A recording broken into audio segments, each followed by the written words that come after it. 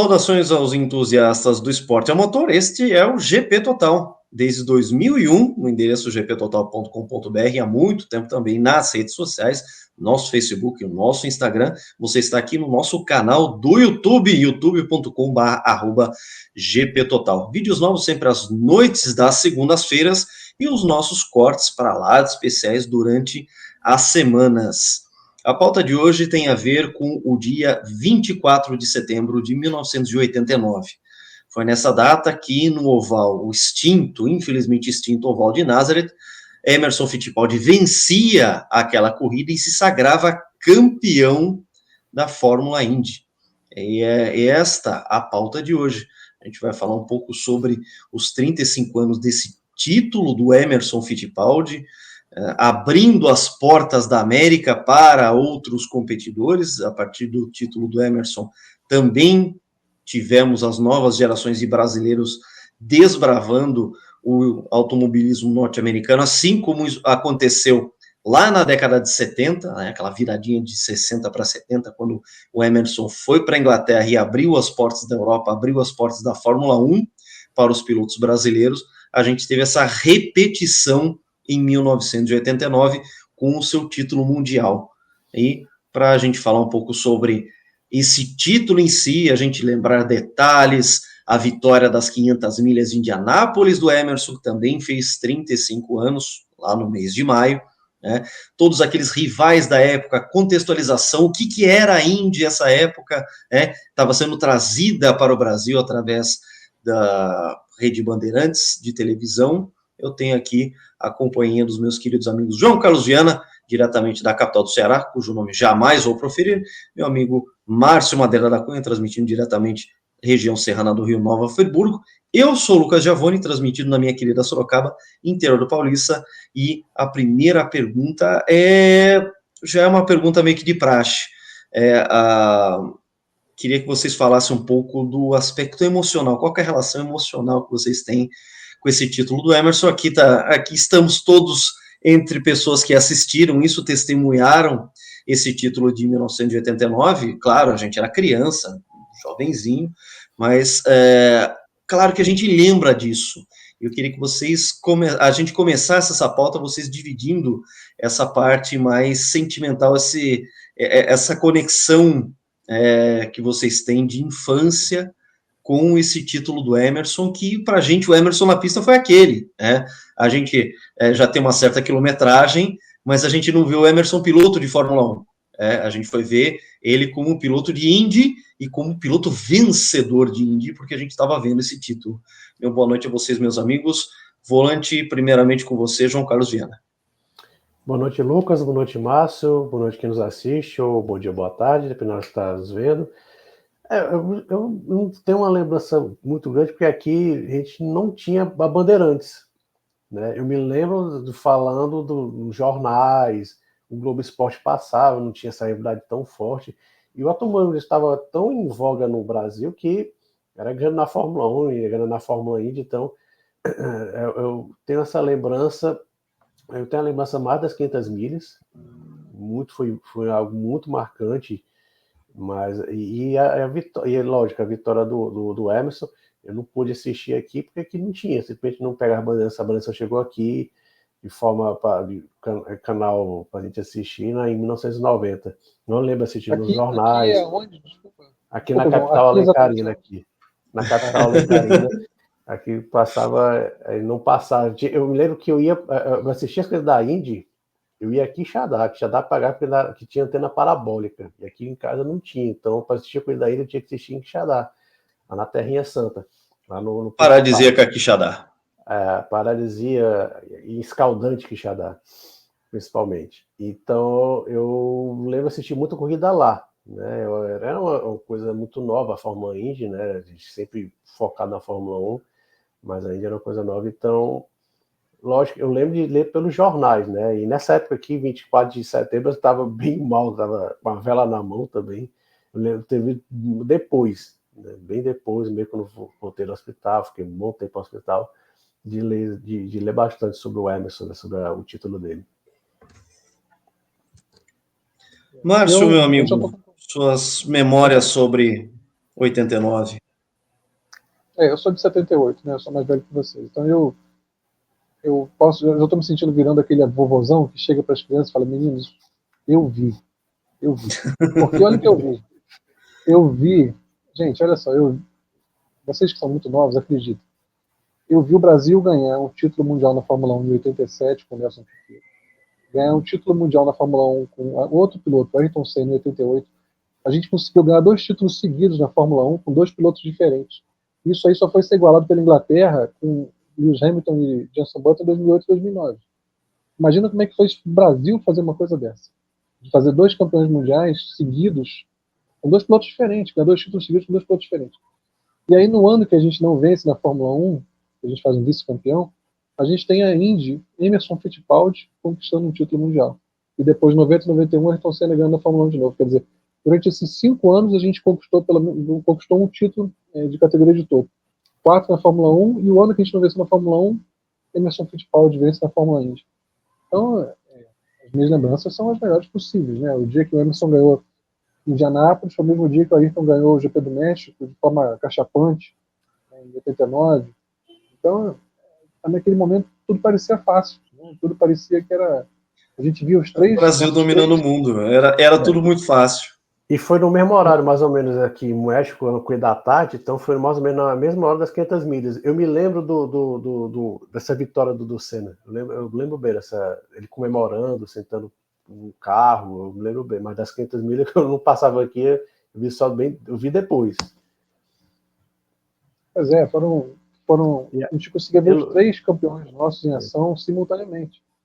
E é um período fantástico. Então, tenho muita lembrança das 500 milhas, um tio meu já falecido falando sobre a corrida, e também no final do ano, a vitória em Nazaré, eu lembro do Rick Mills ficando com a mangueira de combustível presa no carro, não a mangueira não, só o bocal, né, a parte ali.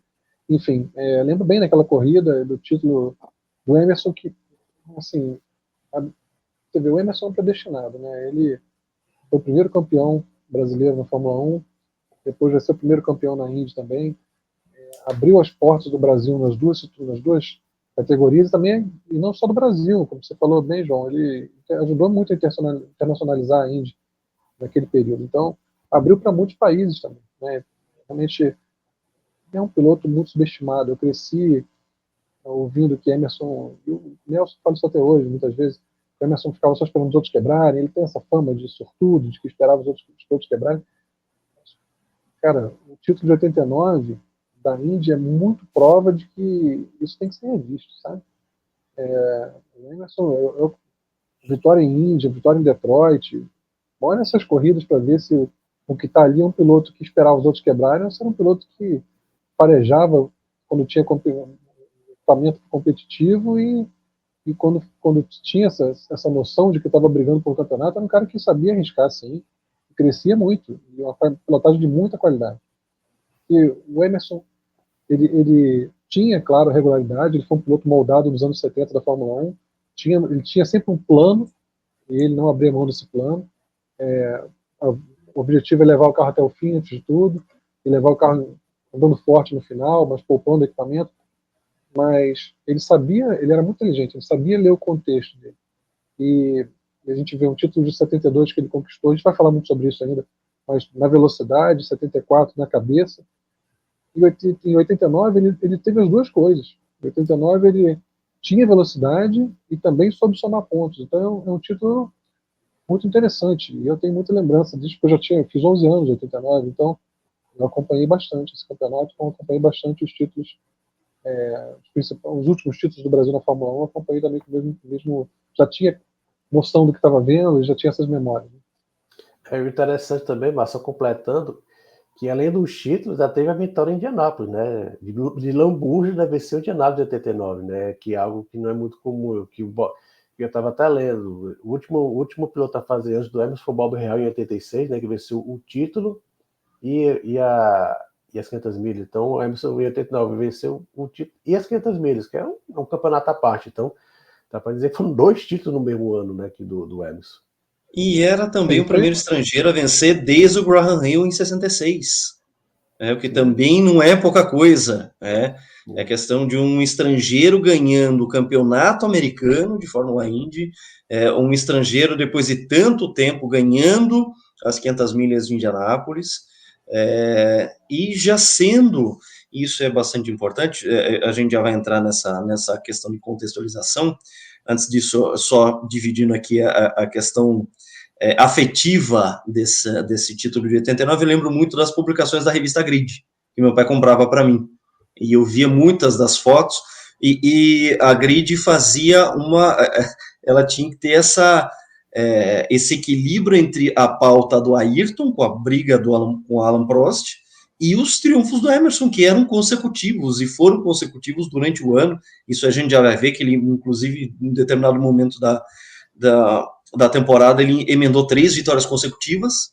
Então, o destaque do Emerson na Grid era muito grande. Claro que a pauta principal era a Fórmula 1, não tinha como deixar de ser, até pela fervura que foi a briga entre Senna e Prost em 89, mas o grande destaque que o Emerson tinha e essa valorização de pilotos que eram os rivais dele. A gente já vai também esmiuçar essa questão da grande rivalidade que ele teve. Assim, era um plantel muito interessante de pilotos, equipamentos diferentes, era uma Indy completamente diferente do que a gente tem hoje, que ela é uma categoria monomarca, a gente tinha engenharias diferentes, a questão de chassis de fábrica e chassi cliente, a gente já vai chegar nisso. Mas o que eu quero propor agora é a questão da contextualização, porque o Emerson e o Wilsinho fecham a equipe Fittipaldi ao final de 82.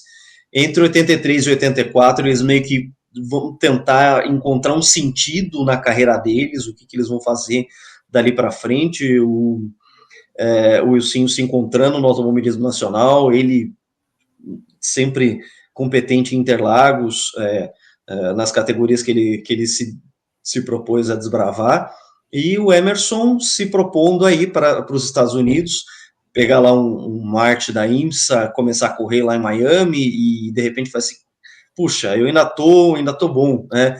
Aí tem aquele teste meio farsesco com a Spirit, em Jacarepaguá, durante os testes de pneus em 84, né? Para quem procurar fotos sobre isso, é um carro medonho com um Mickey Mouse em cima do capô.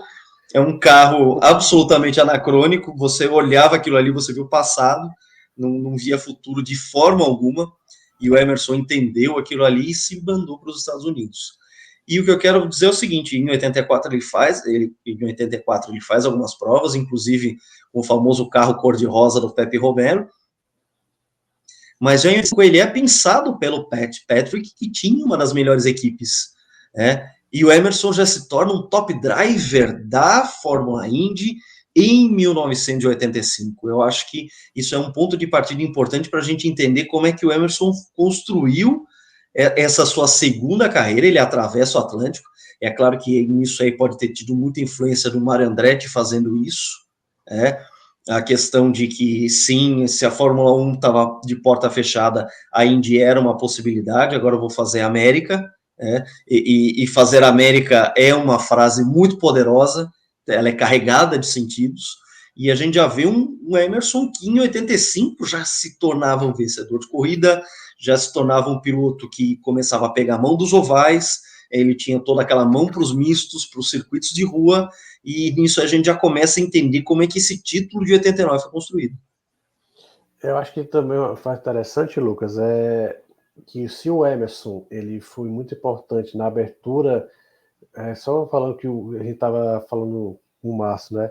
Se foi importante na abertura para o Brasil, na Fórmula 1, na década de 70, na década de 80 ele foi importante para o mundo, porque a Fórmula Indy era um campeonato assim, americano demais. O próprio Emerson chegou a fazer um teste na Fórmula Indy no final de 74, quando ele foi campeão pela McLaren. A McLaren tinha um carro para ir, não é como é hoje, né? Não é a McLaren está oficialmente na Indy, mas é um chassi da Lara, um motor Chevrolet.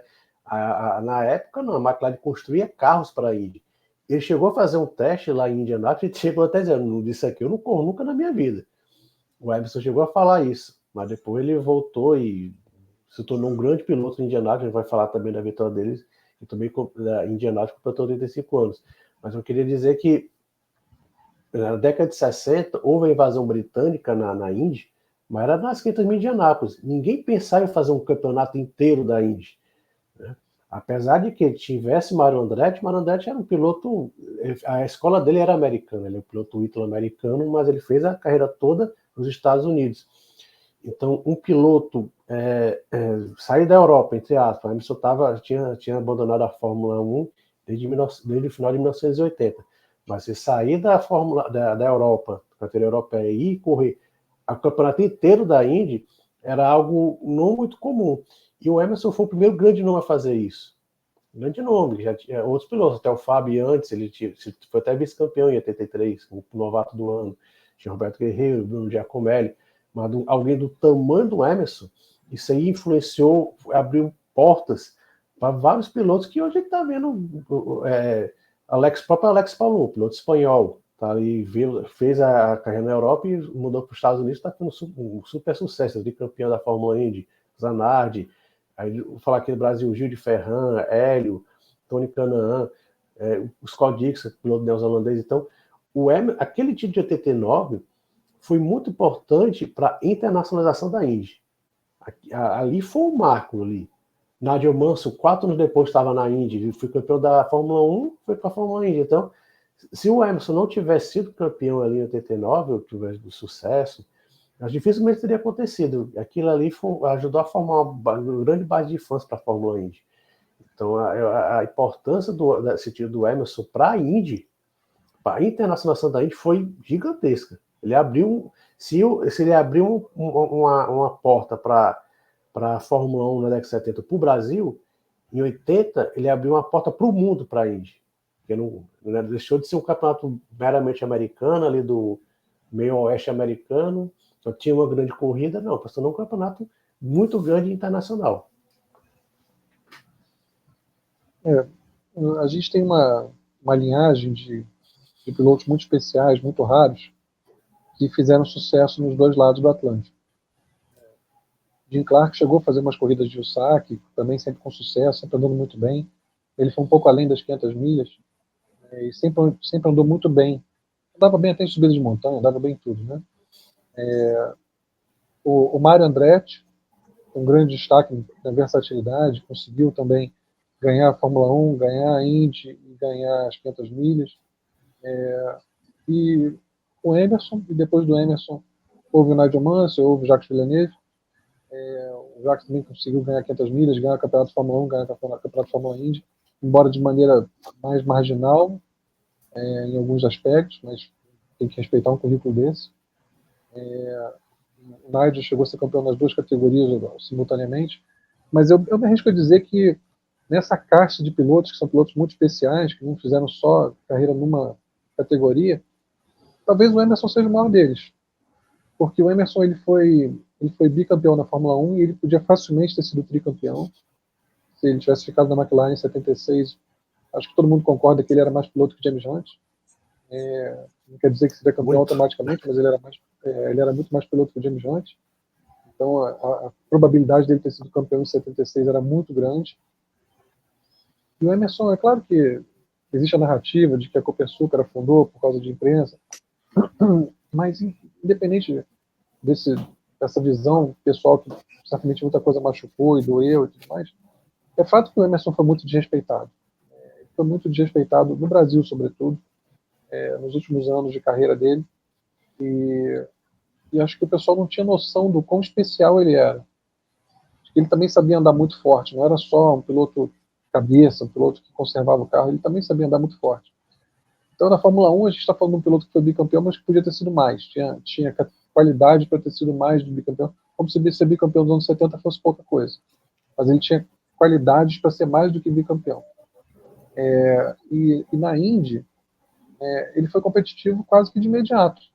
Em 85 ele já venceu 500 milhas em Michigan, brigou pelo campeonato até aí 2/3 do campeonato, ele estava na briga séria pelo campeonato. E em 89 ele impôs um domínio. Você falou, ele venceu 3 corridas em sequência, mas podia ter sido 5. Porque ele vence Indy, ele domina Milwaukee, e acaba não vencendo por causa do acidente, mas ele dominou a prova.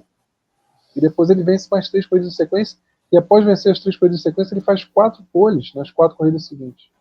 Então ele impôs um domínio muito grande em 89, e num contexto que você falou, era multimarca, mas a proximidade de desempenho dos carros era muito maior do que na Fórmula 1, por exemplo. Você tinha, tanto que você contava naquela altura, o ser campeão na Indy dependia muito de top 10, você ia acumulando top 10, você está sempre chegando, sempre somando pontos. Não era uma coisa de você vencer tantas corridas. Tem curiosidade, por exemplo, em 72 ele é campeão na Fórmula 1, vencendo 5 de 15 corridas. Em 89 ele vence 5 de 15 corridas também. E não vence mais também pela mesma coisa. Quer dizer, a Lotus em 72 já tinha entendido que o título era dele, desmobiliza de certa forma, ele não tem resultado na América do Norte, nas 2 últimas corridas, né? E aí em 89 ele passa a ter uma situação ridícula, que mostra o quanto a equipe, apesar de ser organizada, ainda estava se estruturando. Lembra um pouco o Chicago Bulls, quando chega o Michael Jordan, ele vai montando uma equipe em volta de si para poder ser campeão. O Emerson foi montando a equipe ali, mas você vê, depois que ele vence as 3 corridas, ele faz 2 segundos lugares, aí chega a Michigan em pouco, e ele tem quebras por causa de peças que já tinham quilometragem e estavam sendo usadas. A equipe já achava que ele já era campeão, não podia mais ser alcançado, e começa a fazer economias.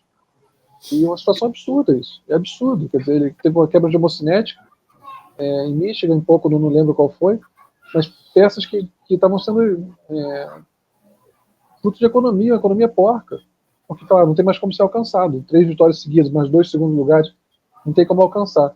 E no final das contas, esses 2 resultados pesaram, né, e ameaçaram um pouco o campeonato dele. Teve que vencer em Nazaré, e venceu naquela situação. Ele, quando venceu em Nazaré, ele estava 22 pontos à frente do Rick Mears.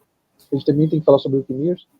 E o Rick teria que vencer em Laguna Seca, fazer pole, liderar o maior número de voltas para fazer 22 pontos e igualar o Emerson, mas ele ia perder pelo número de vitórias, porque o Emerson já tinha 5 e o Rick tinha 2.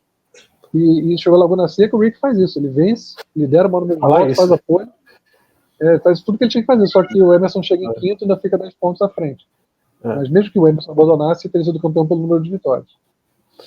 E o interessante é que foi a primeira vitória do Mias desde o acidente de 84, né? Eu me lembro que se falava muito em vitória em misto, desculpa. É porque eu ia falar justamente isso, né? Que o Rick Mears foi conhecido aqui no Brasil como o rei dos ovais. Então havia aquela crença, o Rick Mears andava bem em oval.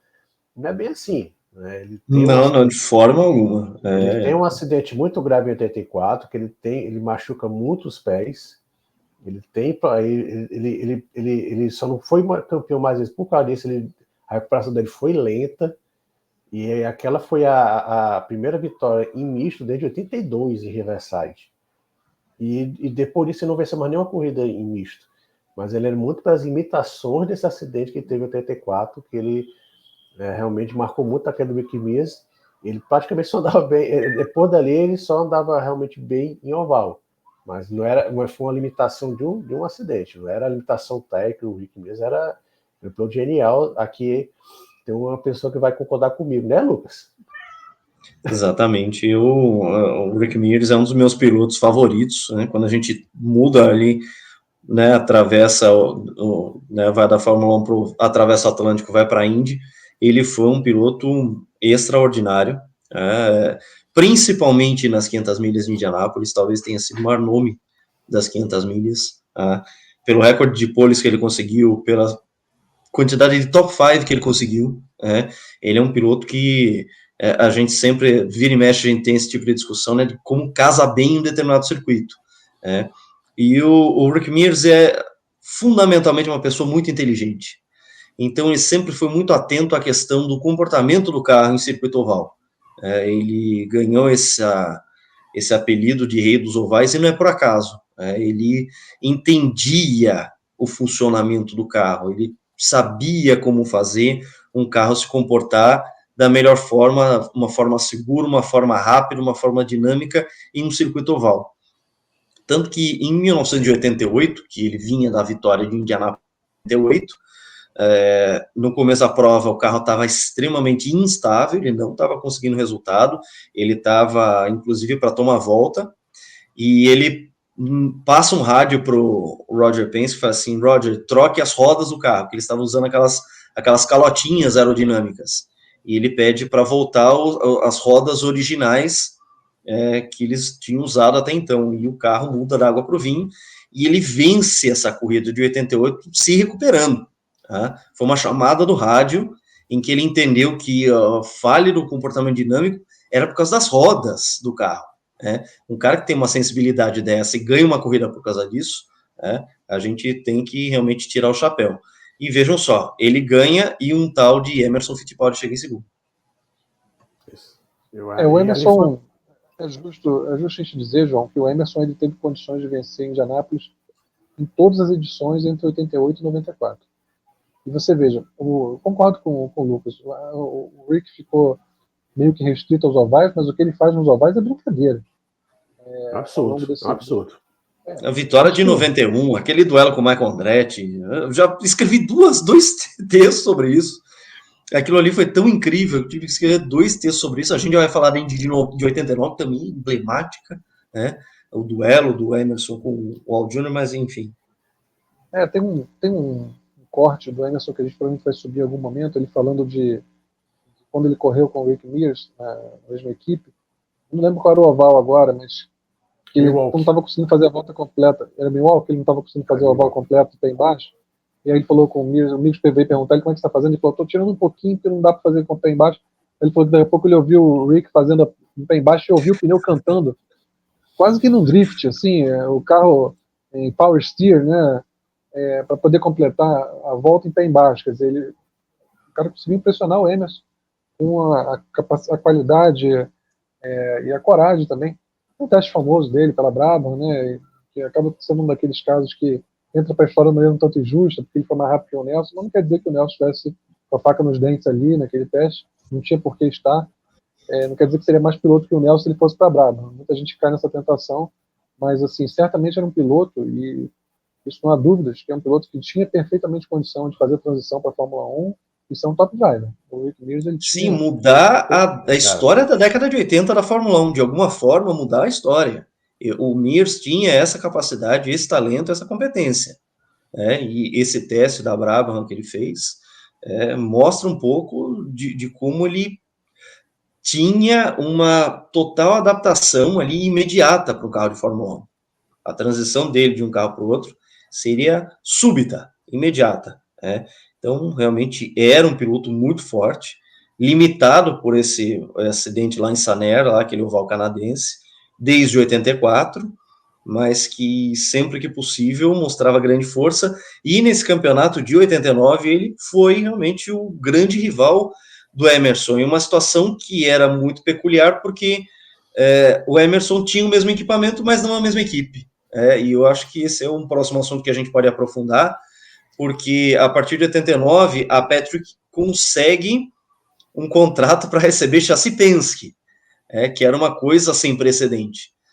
O Penske vinha de desenvolvimento de seus chassis próprios, alternando momentos em que ora comprava algum chassi March, se o projeto não dava muito certo, mas eis que o chassi 89 da Penske era um projeto iluminado e caiu nas mãos da Patrick Racing, ao mesmo tempo em que era o equipamento fornecido ao Rick Mears e ao Danny Sullivan, que era o campeão vigente. Ele era o campeão da Indy de 88. A gente pode falar um pouco disso agora.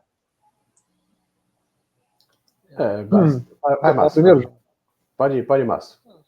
Porque assim, é um caso, a gente estava conversando antes de começar a gravar aqui, em que o Emerson é reincidente, porque, na minha opinião, o campeonato mais impressionante do Emerson ainda segue sendo a Fórmula 3 69, Fórmula 3 inglesa. Ele faz só 50% das corridas e é campeão, e na verdade 2 delas ele abandonou. Quer dizer, ele fez 38% das provas e foi campeão. E ele fez isso numa equipe cliente, né, na equipe do Jim Russell. A Lotus tinha uma equipe oficial que estava tomando um vareio da Brabham. Não conseguia acompanhar a Brabham na Fórmula 3.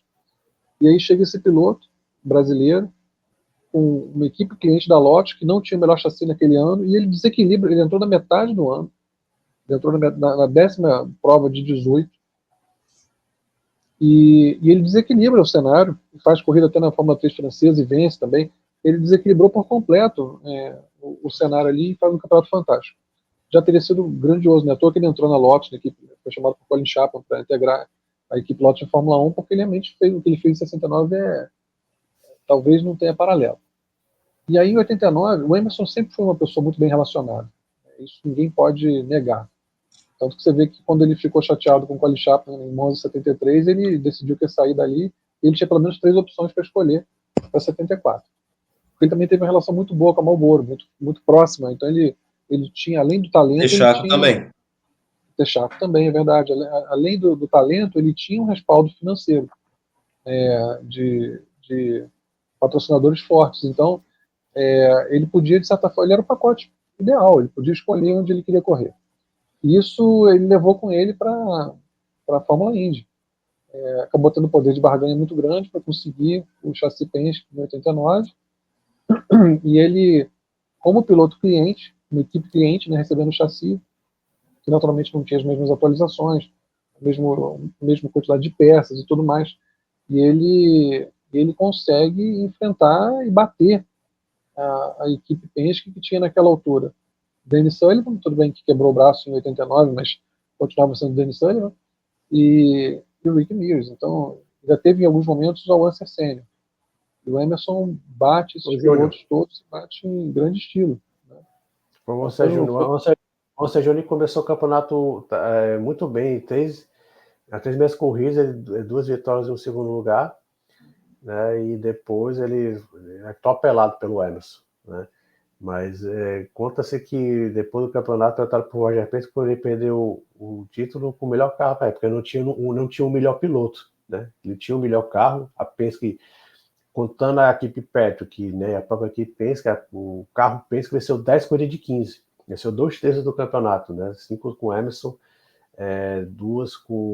3 com Rick Mears e 2 com o Dennis Sullivan. O Dennis Sullivan ficou 2 corridas de fora, né, que ele quebrou o braço, né? Então isso meio que saiu da contenção do campeonato, mas o Rick Mears foi sempre depois dessa arrancada do Al Unser Jr., o Emerson tomou as vezes do campeonato e ficou disputando com o Rick Mears, principalmente na base da regularidade. Você falou bem, Márcio, o Rick Mears foi muito constante, né? Ele conquistou vários top 10, até mais do que o Emerson. Ele fez 14 top 10. Ele só ficou de fora... Olha que bela foto aqui, gente. O Mears ele só não fez top 10 em Indy. O resto, todas as corridas, ele fez top 10. Ele fez, na verdade, top 9 em todas as corridas. Então, o Emerson fez 12. O Emerson também só não fez em Milwaukee, em Michigan e Pocono. Ao passo que o Rick só não fez em Indianápolis. Então, assim, eles foram muito regulares. Né? O Rick até mais do que o Emerson. Só que o Emerson foi mais piloto, sobretudo nos mistos. Né? No meio do ano, ali, o miolo do ano, o Emerson pegou o campeonato para ele. Então, mas assim, você falou bem, o Al Unser Jr. começa muito bem a temporada. Aquele acidente, acho que a gente pode falar um pouco agora sobre corrida, assim, fazer uma penteada rápida no campeonato, dando atenção em Indianápolis, né? Porque aquela prova de Indianápolis, ela é uma das clássicas edições de Indianápolis de todos os tempos. Né? Sim, sem dúvida. Não é só pela vitória do Emerson, mas pela forma como foi aquela vitória, porque ali ele se provou. Aquela corrida foi Mas eu só queria falar um pouquinho antes, tá vendo aqui 3 belos carros, né? 2 Marches e um Penske. Mas quando o Emerson começa, antes do início do campeonato, o Emerson bate o carro, ele faz as primeiras corridas de 89 com um Penske de 88, o PC17. Ele só pega o PC18, o segundo PC18 pronto para a equipe, o Patrick, em Indianápolis. Em Indianápolis, o Emerson tem um mês muito bom, ele foi em primeira fila, e liderou boa parte daquela corrida, e foi, como você falou, foi uma edição histórica, todo mundo lembra o final. E aqui para o Brasil, ficou bem marcante também a narração do Luciano do Vale, né? Que o Luciano do Vale, né, que ficou, vai, mas até o Luciano do Vale, um pouquinho antes de morrer, de uma entrevista, ele disse que aquela narração foi uma das mais marcantes da carreira dele. Você vê como foi legal aquela vitória, né, que foi importante. E o Luciano Vale até meio que falou, deu um bastidor na época, que a Indy, para a Band, não vale nem tanta pena, ele era meio que uma teimosia dele, que ele via futuro na Indy, né, e aquela vitória do Emerson meio que continua a Indy no Brasil.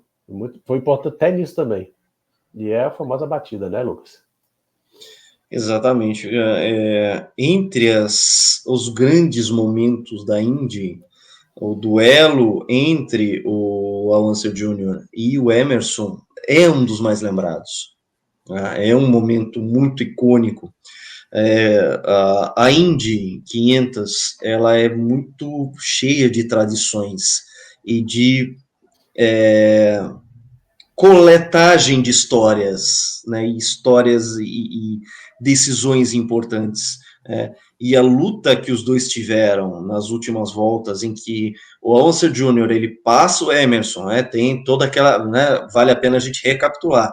Emerson ele praticamente liderou a corrida inteira, fez um carro e uma tática em que ele queria correr de cara para o vento e liderar o máximo possível. E no último pit stop, a Patrick Racing coloca muito combustível, ele fica pesado, ele perde desempenho, ele é alcançado pelo Al Unser Jr., ele é ultrapassado pelo Al Unser Jr., só que a 3 voltas do fim, exatamente, 3 voltas do fim, os dois dão de cara com o tráfego, o Emerson enxerga uma janela ali em que o Al Unser Jr. perde momentum, os dois descem a reta oposta juntos, como se fosse uma corrida de cavalos, e você tem um toque, em que o Emerson, ele já deu várias entrevistas dizendo que ele não estava disposto a tirar o pé, que é uma questão, uma bravura muito grande quando você está a 380 km por hora. Isso não deixa a menor dúvida da valentia do Emerson naquele momento, mas ele colocou na cabeça dele que ele não ia tirar o pé, e são várias as cenas do acidente. Eu quis colocar essa aí porque ela é muito emblemática, mas que mostra o Emerson dentro daquela linha interna antiga que tinha de Indianápolis, que ele estava muito para baixo, e aquela era a única forma dos dois tentarem fazer a curva com toda a energia. E uma das coisas que é mais interessante desse episódio foi a própria conduta do Al Unser Jr., que ele percebeu que aquilo ali era tudo sobre correr, sobre vencer, porque a Indianapolis 500 é exatamente isso, é sobre a vitória. E ele falou assim, olha, o Emerson ele liderou a corrida inteira, ele vinha para sua primeira Indy 500, e ele não fez nada intencional. Tanto que ele saiu do carro, todo mundo perguntou, o que você vai fazer? Eu falei assim, não, eu vou para a pista. Eu falei assim, e ele deu um thumbs up, né, um ok, que ele estava bem e que o Emerson não tinha feito nada intencionalmente. Porque os dois estavam ali numa disputa muito forte, muito enérgica pela vitória, e que acabou tendo esse desfecho em que o Al Unser foi para o muro, o Emerson vence, é decretada a bandeira amarela, e o Emerson acaba vencendo com o Al Unser em segundo, porque o terceiro colocado, a gente já vai falar desse terceiro colocado, que é uma pessoa muito querida aqui nesse canal, como ele estava com voltas a menos, ele termina na terceira colocação. Essa pessoa é o nosso querido Raul Boesel, e se os dois tivessem sido engalfinhados e tivessem ido para o muro, ele teria sido o vencedor dessa edição da Indy 500. É interessante porque não dá para dizer que alguém ganha 500 milhas de forma injusta. Se o Al Unser ganhasse, não dá para dizer que seria injusto. Mas o Emerson foi o dominador daquela prova. Foi mais justo o Emerson vencer. O Emerson chegou a ficar uma volta à frente do Al Unser. Ele, quando chega no final da prova, ele faz esse pit stop que erra e coloca muito combustível, e na saída do box, o Emerson é atrapalhado por um caminhão. Então ele perde ali tempo também, o Al Unser acaba alcançando ele e alcança ele mais leve. Porque o Al Unser tinha tantas voltas de vantagem, ele opta por não fazer um splash and go no final. Ele arrisca tudo e fala, bom, se acabar a gasolina, a gente vai ser, se acabar o metanol, eu vou ser o segundo, de qualquer maneira. E sem fazer o splash and go, eu posso vencer a prova. Então, ele estava leve, muito rápido, e o Emerson devolvido a pista com mais peso, perdeu algumas rotações na reta. E essa vitória é uma vitória de um gênio, é a vitória de um piloto maior, de um piloto primeira prateleira, porque ele perde a liderança e a forma como ele administra o momento, né, a energia cinética dele, para chegar na reta já mais rápido do que o Al-Unser. E muito antes que o Al pudesse fechar a porta, ele já está do lado. Ele entra embutido e já tira de imediato. O timing foi incrível. Antes da metade da reta. Foi da metade da reta. Não teve tempo do Al-Unser tirar, fechar a porta. Não teve tempo. E vai lado a lado os dois, e ali é um momento, assim, um momento definidor de personalidade. Porque os dois sabiam que não tinha como fazer aquela curva, mas os dois foram para realmente botar a faca entre os dentes. Fala, bom, agora ou a gente bate aqui e se arrebenta, ou alguém vai ganhar essa corrida. Porque os dois mergulham numa curva impossível. E tem o toque, o Lucas conseguiu uma fotografia, não sei se está aí disponível, mas que mostra o yaw, né, o ângulo que o Penske chega a assumir. E como é que você traz aquele carro de volta? O carro do Emerson chegou a ficar bem atravessado. A televisão não mostra tanto isso, mas tem uma foto que pega parcialmente o carro, você vê que o carro está atravessado dessa, e ele consegue trazer o carro de volta. Eu perguntei a ele como é que você fez isso, ele só fez assim para mim, ó. Só fez assim, apontando para que foi Deus, né? Mas como é que você consegue 370, 380? Você sabe que no oval você não pode traserar e trazer de volta, né? O carro pode entrar em pêndulo, as consequências são perigosas, né? E ele conseguiu fazer aquele carro de volta. É uma vitória sensacional. Em 88 ele já tinha sido segundo, mas ele ainda não estava totalmente pronto, né? Não tinha o ritmo ainda do Nias. Mas em 89 não, em 89 ele já estava com o ritmo vencedor. E é justo falar do Michael Andretti também. Michael Andretti estava no ritmo igual do Emerson, um pouco atrás, mas chegou a passar, faltando 40 voltas, até mais do que o Lance. Mas o Emerson estava realmente dominador ali em 89, e foi uma vitória emblemática que vai ser lembrada daqui a 50, 70, 80 anos. Vão estar lembrando dessa corrida, porque é o que você falou, tem que ter coragem, tem que ter bravura para mergulhar daquela forma, porque bater ali machuca, né? Bater ali machuca. E o pé não subir, você sabe que a coisa dificilmente vai conseguir fazer a curva, mas o pé não sai do fundo. Essa foto, pena que está pegando um pouquinho de lado, mas dá para ver. Não, mas essa só um pedacinho do piso. Mas dá para ver como é que está o Emerson. A questão. É. A Penske vira muito, sai muito de traseira.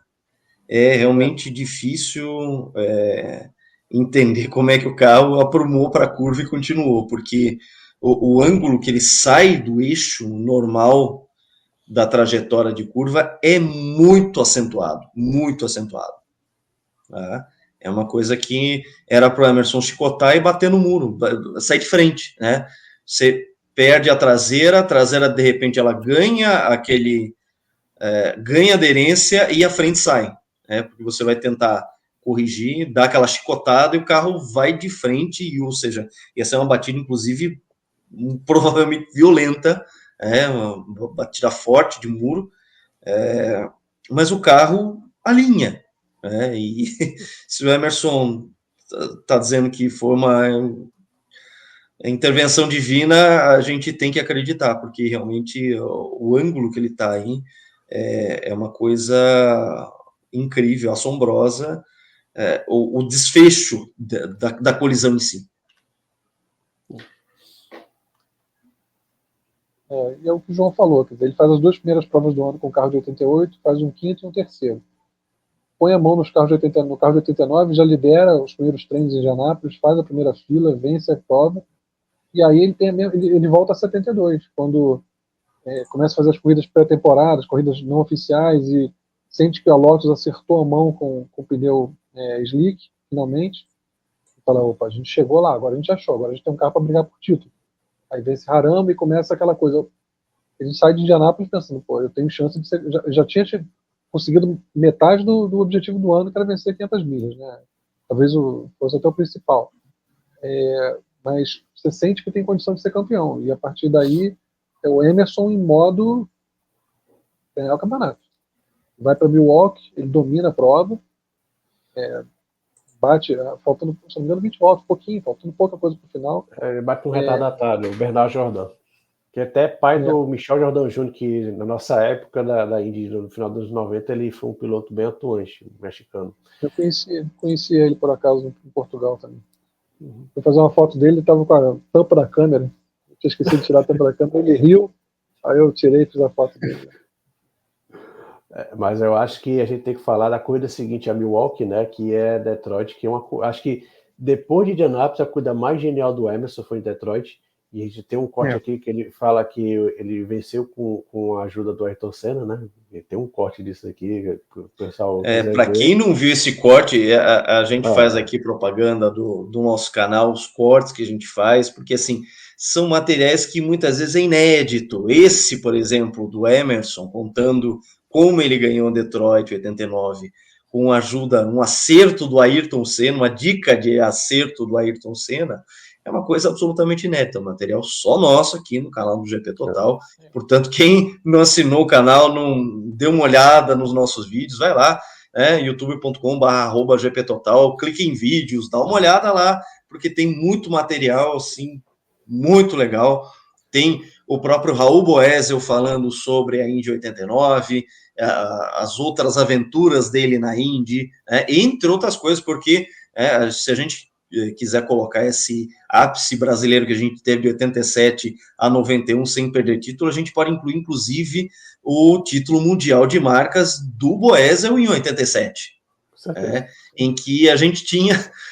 o Brasil estava dominando o mundo, e hoje a gente não consegue nem emplacar um piloto brasileiro no grid da Fórmula 1. A gente tenta, reza lá, para ver se chove na horta do Bortoleto, para que ele consiga um excelente resultado na F2 e consiga provar que o bumbum do Valtteri Bottas não é mais útil para a Fórmula 1, que ele tem que colocar o bumbum dele fora do cockpit da Fórmula 1. Enfim, eu estou divagando um pouco aqui, mas, assim, realmente, Detroit foi uma coisa absolutamente genial, e tem esse detalhe de que o Ayrton Senna dá uma dica de a barra de torção. Fala assim, olha, use barras duras na traseira, o que era uma coisa absolutamente contraintuitiva.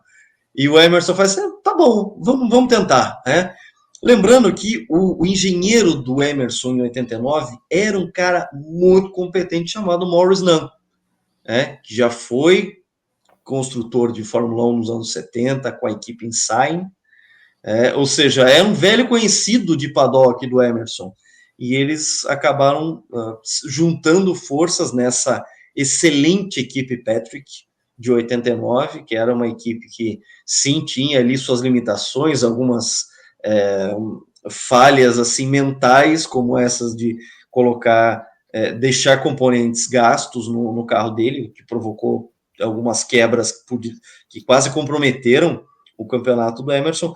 Mas, de qualquer forma, essa dupla formada pelo Maurice Nunn e pelo Emerson, e depois a gente foi ver o Maurice Nunn sendo o gênio que levou o Alessandro Zanardi os títulos dele na kart também, ou seja, era um cara que tinha muita sensibilidade em fazer o acerto correto, botar um carro perfeito na mão de um piloto que confiava naquele setup.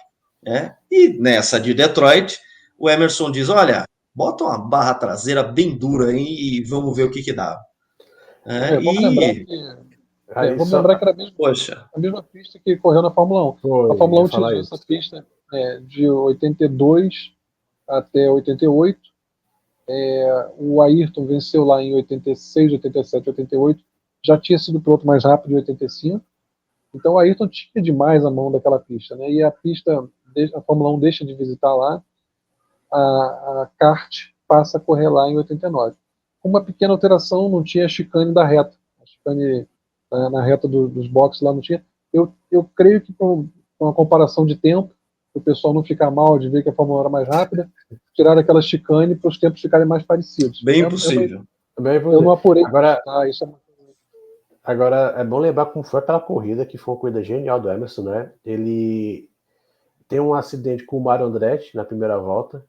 O Andretti dá uma fechada nele. O Emerson ele larga em terceiro, ele usa essa dica do Ayrton da barra estabilizadora muito mais dura na traseira, e é uma coisa que o Maurice Nunn só não questionou porque era o Emerson falando, que um piloto novato não ia conseguir isso. O engenheiro ia falar de jeito nenhum, mas deixou o Emerson larga em terceiro, atrás do Andretti e do Al Unser, e o Mário Andretti em quarto. E o Mário Andretti faz uma corrida muito esquisita nesse dia. Ele parecia um piloto novato e um piloto estabanado. Na largada, o Emerson por dentro, naquela curva 1 à esquerda, o Mário Andretti vem por fora e vem fechando o Emerson contra o muro. E eles acabam se tocando. Eles se tocam, o Mário Andretti roda, o Emerson sai.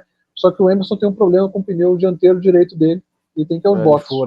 Ele fura e vai cair para último. E cai para o último. E depois ele faz, ele vai. E pior que ele alcança o Mário Andretti de novo.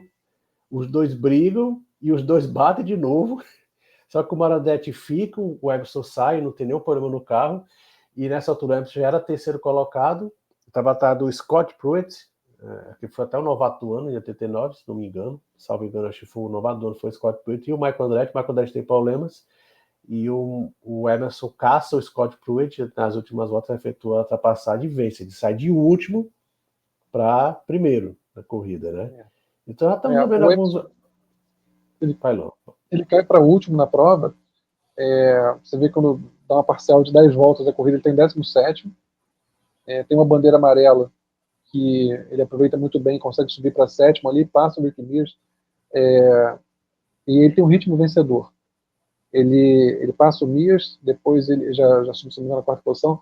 Aí ele alcança o Mário Andretti e tem uma manobra muito... Ele tenta uma vez na reta e o Andretti fecha ele, o Mário Andretti de novo. Foi uma corrida muito esquisita do Mário Andretti.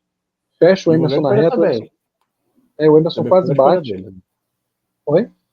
Não, também foi uma grande coisa do Mário, porque ele também caiu para trás e se recuperou e tal, mas ele também estava meio esquisito, você falou bem, não estava muito bem nesse dia não, Mário Andretti, assim, em termos de ele andou muito mentalidade. bem, porque ele com a rodada dele, ele espera o pelotão passar e chega muito rapidamente a sétimo de novo, e vai subindo, passa até o Fábio, ele estava passando todo mundo, mas quando chega o Emerson mais rápido do que ele para passar, ele fecha de novo. Não sei se ele estava chateado com o Emerson do acidente, porque foi toda culpa do Mário Andretti na primeira volta. E aí ele dá uma fechada no Emerson na reta, e aí o Emerson faz na volta seguinte uma manobra muito parecida com a que o Ayrton fez com o Damon Hill em Interlagos 93. Ele puxa o carro para fora, chama o Mário para poder fechar por fora e mergulha por dentro. E quase perde a traseira o Emerson, ele freia no limite mesmo, o carro chega a deixar borracha no chão com a roda traseira, consegue controlar e faz uma ultrapassagem linda. O que acontece? Logo depois o Emerson vai para os boxes, troca pneus, o Mário Andretti e o Michael Andretti vão para os boxes só para botar gasolina, só botar metanol, eles não trocam os pneus. E aí o Mário, por causa disso, volta de novo à frente do Emerson. Mas sem ritmo, porque ele estava com o pneu gasto, o Emerson com o pneu novo. O Emerson só perdeu a posição porque trocou o pneu. E aí o Emerson caça o Mário Andretti ali no Cobo Hall. Vocês devem lembrar, tem aquela estátua famosa em Detroit. Então, logo depois daquela estátua tem uma reta, e aí tem 2 cotovelos à esquerda, onde você desce a pista para ir para perto do rio. Então, naquela frenagem ali dos 2 cotovelos, o Emerson tira, talvez o Mário não esperasse, e eles se engancham, né? Se engancham, o Emerson chega da marcha ré, e o Emerson cai para quarto de novo. Já estava em segundo naquela altura, estava passando o Mário Andretti para ficar em segundo, e ele vinha andando mais rápido do que o Michael, tinha pneus novos, ele tinha ritmo para vencer a corrida na pista, mas ele acaba ficando enganchado ali, cai para quarto, consegue depois recuperar a posição. O Michael Andretti tem problemas, estava 50 segundos à frente nessa altura, depois desse acidente com o Michael. O Emerson já não tinha mais como alcançá-lo, mas tinha ritmo vencedor, isso é o mais importante, né? E aí fica o Scott Pruitt na frente, mas o Scott Pruitt muito marginal com combustível. O Emerson caça ele, passa faltando 3 voltas e ganha a corrida de forma fantástica. Por que eu estou contando com tanto detalhe essa prova? Porque, primeiro, é uma prova fantástica, segundo, que ela resume bem, junto com o Indy, o que foi o Emerson Fittipaldi de 89. Tem um Emerson que, sim, vamos somar ponto, mas um Emerson que tinha ritmo de prova para competir com todos os outros. Um Emerson que não tem nada a ver com aquela descrição que a gente se acostumou a ouvir de um piloto que fica esperando os outros quebrarem. Ele foi para cima. A ultrapassagem que ele faz sobre o Mário Andretti, eu recomendo muito a vocês aí, tem essa prova no YouTube, vejam essa corrida. A ultrapassagem que ele faz no Mário Andretti, a primeira delas, depois o Mário vai para os boxes e volta na frente dele, é uma ultrapassagem ontológica, é linda. E o ritmo do Emerson realmente é muito impressionante, o carro muito certo, a tocada, você vê que tantos pilotos esparramando, a tocada dele certinha, redonda. São as 2 provas que acho que resumem o que foi o Emerson de 89 e por que esse título tão merecido e tão grande. Agora, só um detalhe que eu ia falar é que você está falando aqui Mário Andretti e Emerson, né? Mário Andretti é o auge dos seus 49 anos, né?